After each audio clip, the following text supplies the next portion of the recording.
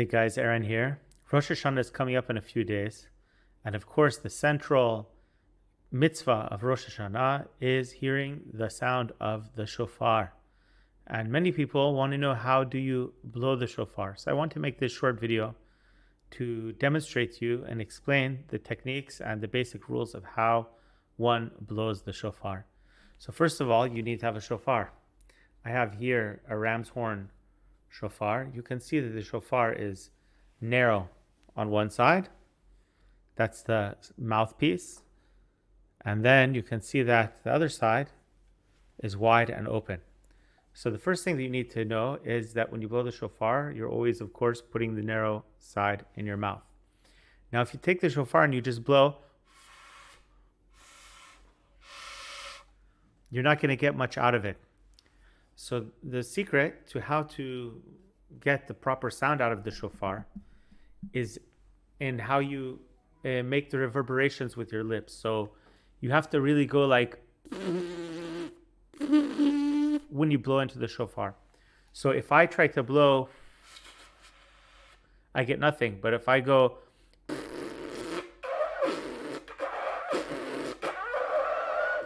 you can see the difference. You have to make the reverberations in your lips, almost kind of like you're spitting or something a little bit. But of course, you don't want to get saliva because it won't work good in the shofar if you get saliva in there. And then what you want to basically do is blow through the shofar while you're making these reverberations. Now, I find that it's easiest to do it from the corner of your mouth, right there in the corner. And also, according to the halakha, it's best that it be on the right side of the mouth. So what I find is that if you wedge it about halfway inside your lips in the corner, you don't want to go inside your mouth, and you also don't want it just to be touching. You want to be about halfway inside the lips, and then you can go.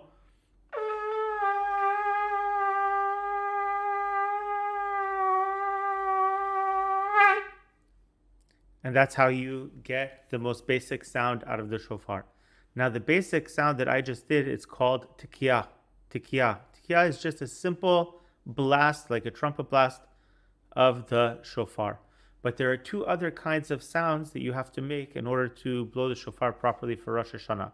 One is called Shvarim, and the other one is called Teruah. Shvarim are a series of 3 medium length sounds that goes something like this.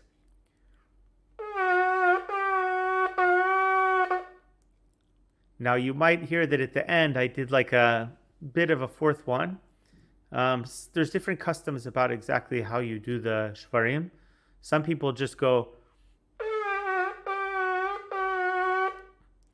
because I'm Chabad, and Chabad we have the custom to do like 3 and a little bit. So it goes something like that. Some people do it slightly different. There are different techniques. But the point is, you want to do 3 short sounds. And the way you do it is just by stopping your breath. So if you want to do Tekiah, you do 1 long one.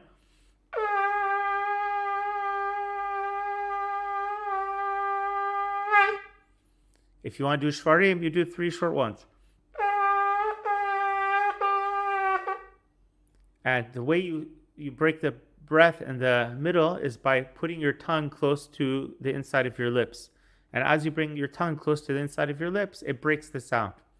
So that's the Tekiah and the Shvarim. The last sound that you need to know how to make is called Teruah.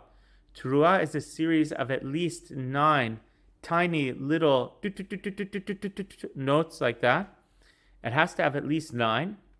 And you could do more. Most people do more, but it has to be at least 9. So you do that with your tongue, just like I just did, like this.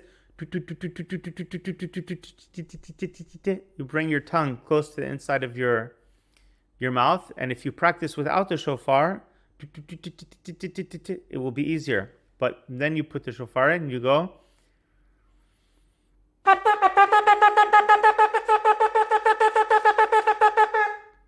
Now, really, you only need to do 9. So 9 would sound like. But generally people will do more, and there's no limit to how many you can do. Obviously, you don't want to go overboard because people's time is precious. So those are the three types of sounds, three, Tekiah, Shvarim, Teruah, that you need to know how to do. Now, in reality, when you blow the shofar on Rosh Hashanah, you end up doing a lot of different combinations of these sounds. So the first set that you do is the set called Tekiah, Shvarim, Teruah, Tekiah. So you do all three and then you repeat the Tekiah. So it sounds like this.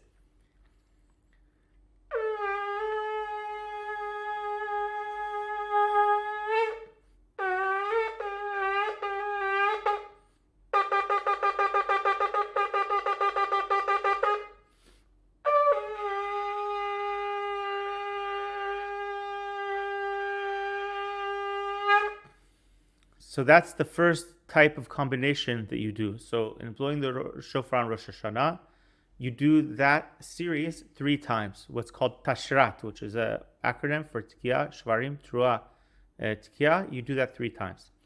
The next set that you do is Tekiah, Shvarim, Teruah. So it goes like this.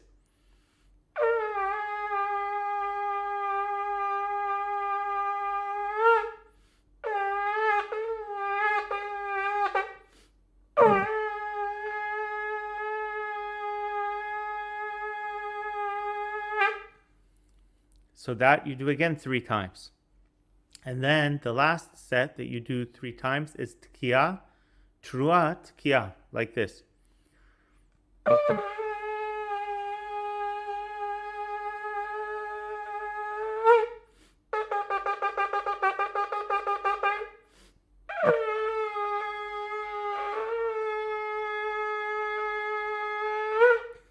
Now the last of all of the sets, when you do three times Tekiah, Shvarim, Teruah, Tekiah, three times Tekiah, Shvarim, Teruah, Tekiah, and three times Tekiah, Teruah, Tekiah, the last Tekiah at the end, it's not an additional one, but the last one at the end, you do what's called Tekiah Gdola, which just means that you draw it longer than the rest of them.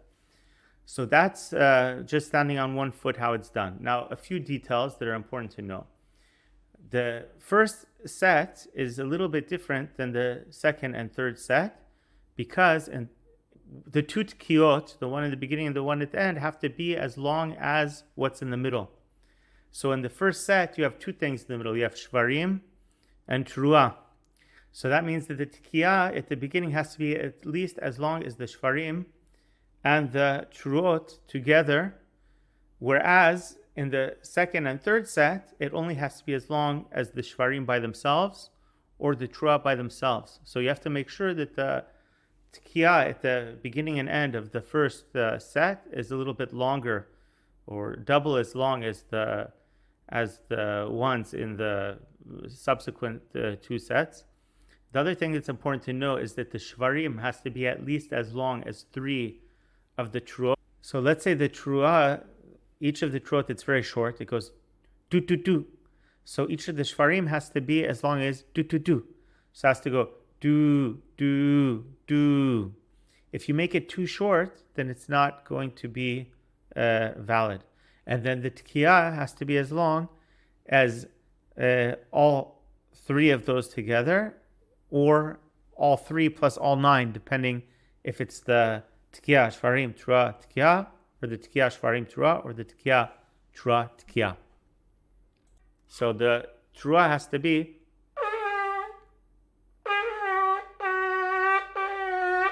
another thing that's very important to know, and I can't teach you all the halachot of blowing the shofar in this video. For that, you have to, this is more about technique. You have to go to the Kitzur Shulchan Aruch or other books of halacha that explain these things. But one very basic and very important halacha that has to do with technique is when you breathe. You must breathe in between each type of voice. So you do Tekiah, breathe. Shvarim, breathe. Teruah, breathe. And then Tekiah. And each one you have to breathe in between. But there is a debate regarding the first set. In the first set, some say that the Shvarim and the Teruah is considered like one sequence, and so you wouldn't breathe in between, only at the beginning and at the end. And some say you must breathe in between. And because of that, in most communities, the custom is, and this is what's written in the Mishnah Berurah and in the Shulchan Aruch of the Alter Rebbe, we have a very simple solution. The solution is that we do 2 times the whole order of the Tekiot and the prayers on Rosh Hashanah. One is when the Tekiah, the person blowing the shofar, stands next to the bima and makes the blessing and blows the shofar. But then we actually go through the whole set again during the Amidah and the repetition of the Amidah and Musaf. So the custom is that during the Tekiot that we do, standing next to the bima, we do not breathe in between because that's the primary opinion. And then when we continue to blow the shofar all over again during the Amidah and the repetition of the Amidah, then we do breathe in between the Shvarim Teruah in the first section. And in this way, if the first opinion was incorrect, then we were Yoetze, we fulfilled our obligation of hearing the shofar in the blasts that are blown during the repetition. So that's on one foot, really the technique of how to blow the shofar and some of the basic things you need to know. And I wish all of you ktiva v'chatima tova, l'shana tova u'metuka, and may Hashem accept our prayers and bring upon all of Am Yisrael and all of the world a wonderful, sweet year. God bless.